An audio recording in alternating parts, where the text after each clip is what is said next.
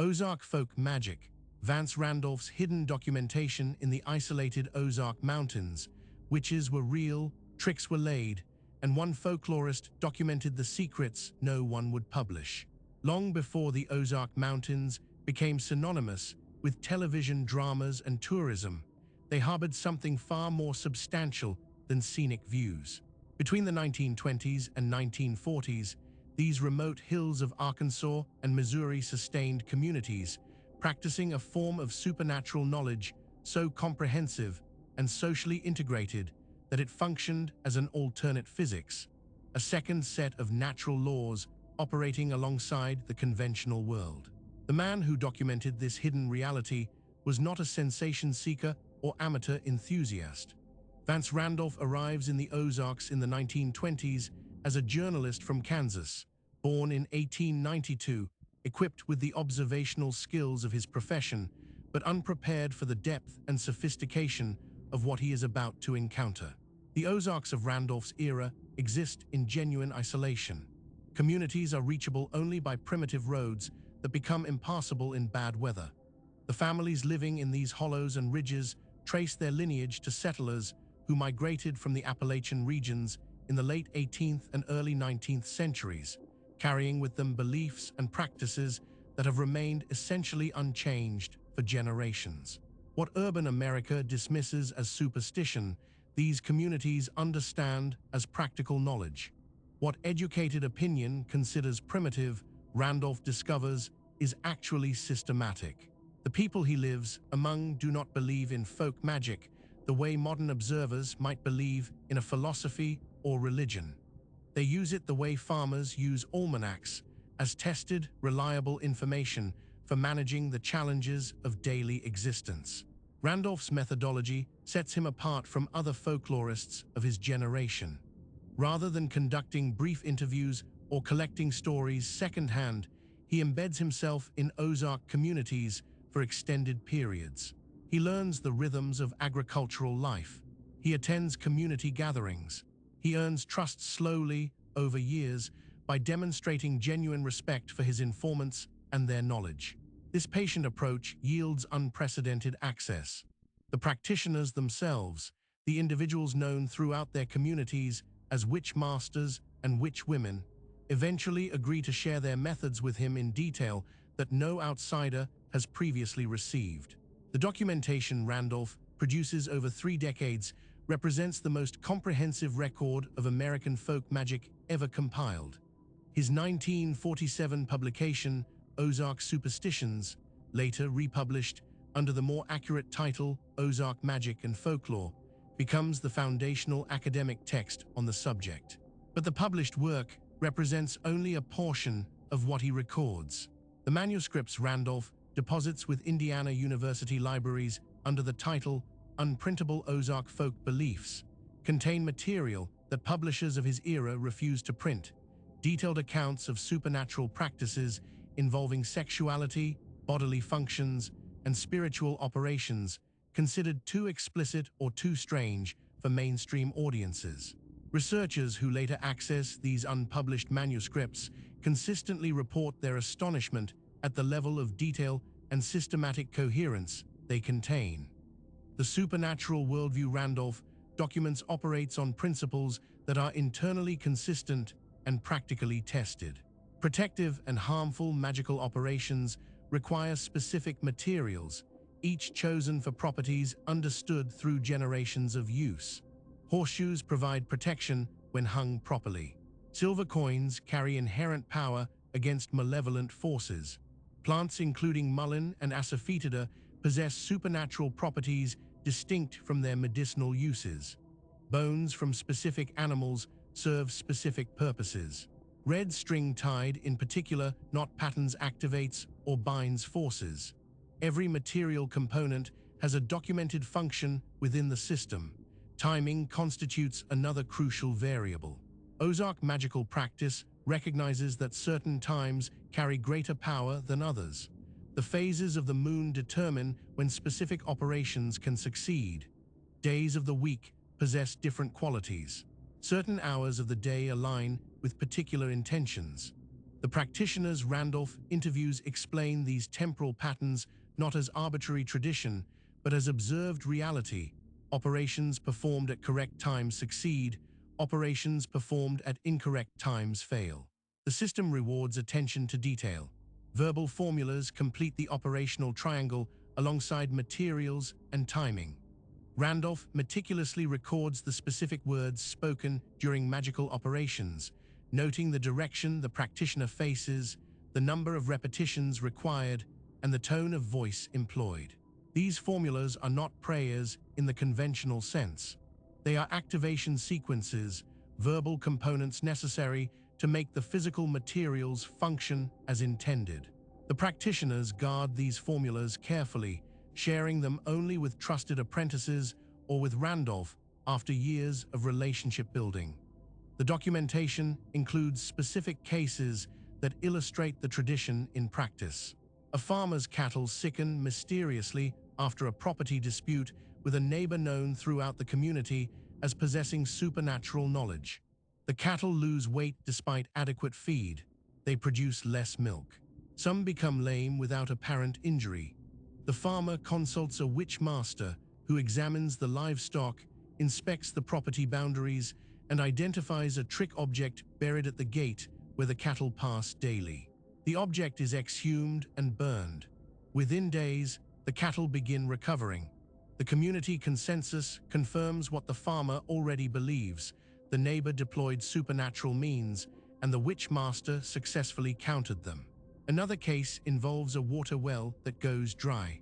The well has provided reliable water for years, but after the landowner refuses assistance to a traveling woman seeking help, the water stops flowing. Conventional efforts to restore the well fail. The landowner consults a practitioner who determines the stoppage is supernatural rather than natural. The practitioner performs specific operations at the well site during a particular moon phase, speaking prescribed words while performing prescribed actions. Water returns to the well. Again, community consensus supports the supernatural explanation and validates the practitioner's effectiveness. Perhaps most disturbing to modern sensibilities are the cases involving children. Randolph documents instances of infants who stop thriving without apparent medical cause. The child refuses food, cries constantly, fails to gain weight. Parents and conventional remedies prove ineffective. A witch woman is consulted. Through diagnostic procedures Randolph carefully records, she identifies that an evil eye has been placed on the child, typically by a visitor who admired the baby with envious or covetous intent.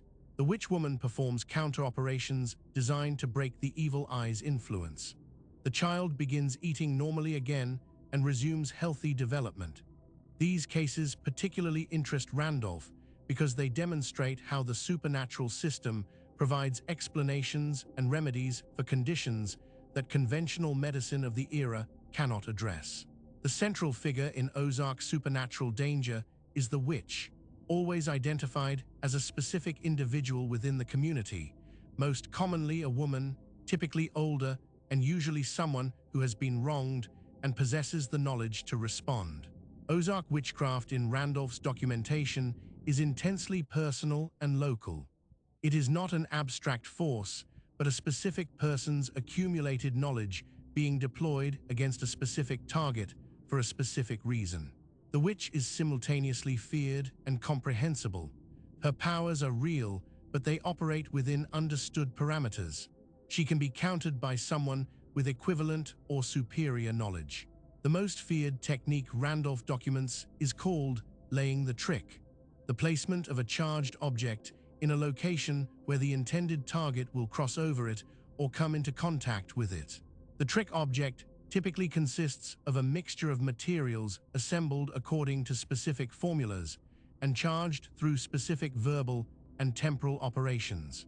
Randolph records tricks found under doorsteps, buried in gardens, hidden in livestock stalls, and concealed within items given as gifts. The variety of materials used in tricks is extensive, ranging from relatively innocent substances to components that publishers of Randolph's era refused to allow him to describe in print. The effects attributed to successful trick-laying are consistent across multiple informants and cases. Humans experience wasting illnesses that resist conventional treatment, progressive weight loss, chronic fatigue, persistent pain without diagnosable cause. Livestock similarly decline despite adequate care. Beyond physical symptoms, victims report psychological effects, chronic bad luck where nothing seems to go right, depression that descends without apparent trigger, and most seriously, what informants call going crazy, a progressive mental deterioration characterized by confusion, paranoia, and breakdown of normal functioning. These effects persist until the trick is identified and properly neutralized, typically through burning. Against the witch stands the witch master, the defensive specialist whose knowledge matches or exceeds that of the offensive practitioner.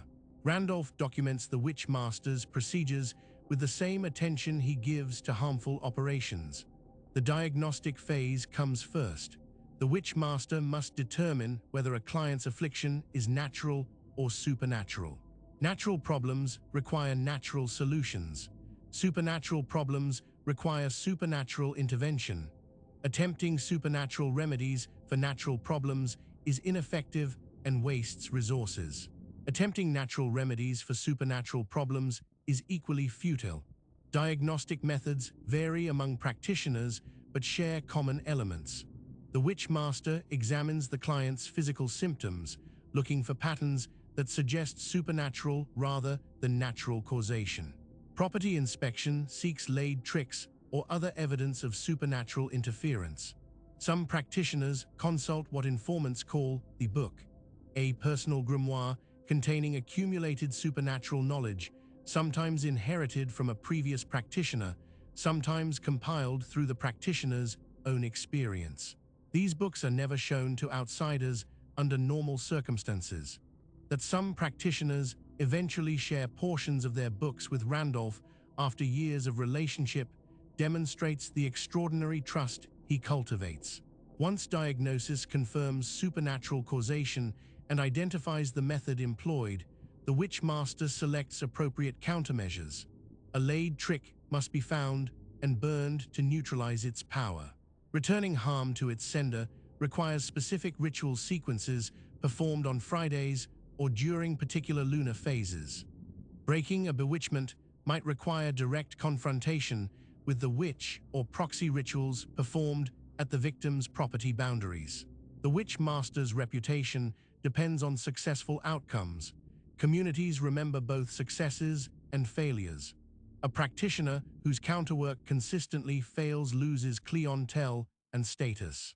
Randolph documents resolution cases with the same care he applies to affliction cases. The farmer whose cattle sickened reports their recovery after the trick is burned. The landowner whose well went dry confirms water's return after the witch master's intervention.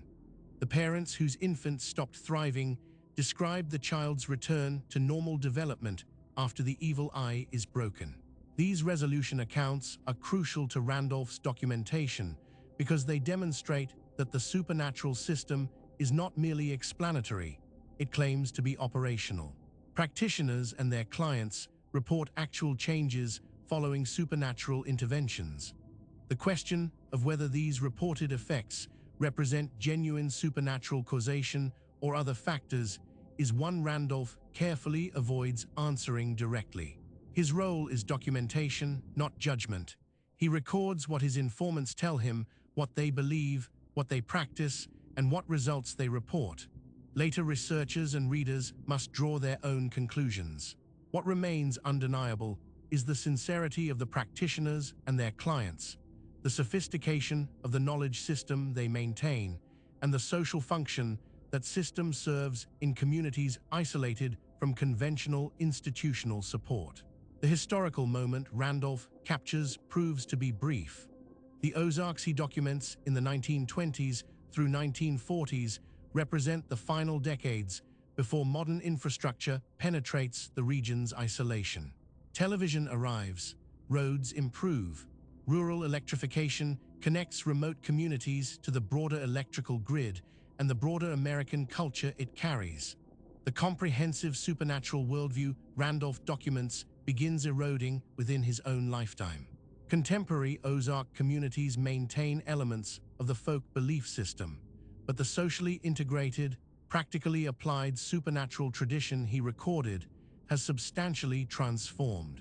Randolph's legacy rests in his documentation's unprecedented depth and his insistence that Ozark folk belief deserved serious academic attention. His books become primary sources for folklorists studying American supernatural traditions. Contemporary pagan practitioners seeking indigenous American magical systems study his work for authentic practices disconnected from European imports.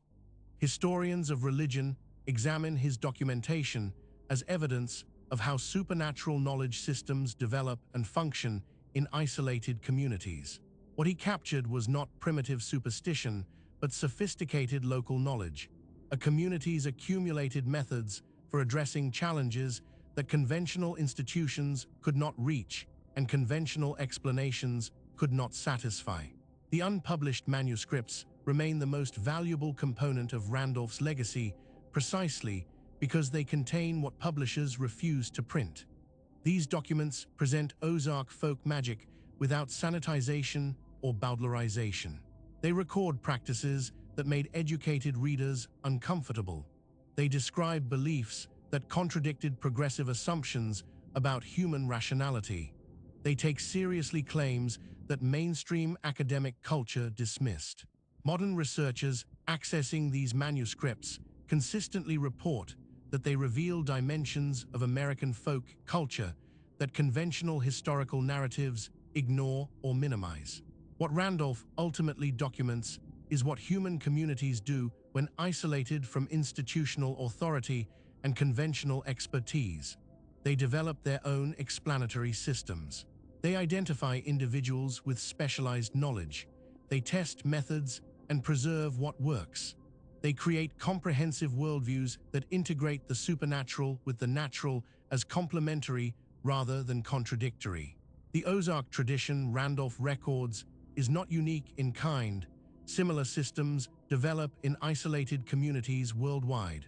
What makes his documentation exceptional is its completeness and its refusal to condescend to its subjects. The practitioners Randolph interviews are not simple or primitive. They are specialists maintaining complex knowledge systems through oral transmission across generations. They understand their craft with the same depth that any specialist understands their field. They can explain why specific materials work for specific purposes, why timing matters, why verbal formulas require exact reproduction. Their explanations may not satisfy scientific standards of causation, but they satisfy the practical standard that matters most to them. The methods produce results that the community recognizes and validates. Vance Randolph passes away in 1980, having spent more than 50 years documenting Ozark culture. His dozen published books and extensive manuscript collections constitute the most comprehensive record of an American regional folk culture ever compiled by a single researcher. The supernatural documentation represents only one component of his larger work, but it remains the most striking. In an era when American folklorists largely ignored or minimized supernatural belief, Randolph insists on recording it with the same respect he gives to folk songs and folk tales. In doing so, he preserves a window into a worldview that once characterized much of rural America and that has now largely vanished. If you found this case compelling, subscribe to Vanishing Roads for more documented paranormal investigations from around the world. This story was created with AI assistance based on documented case files. All events reference real investigations and reported incidents.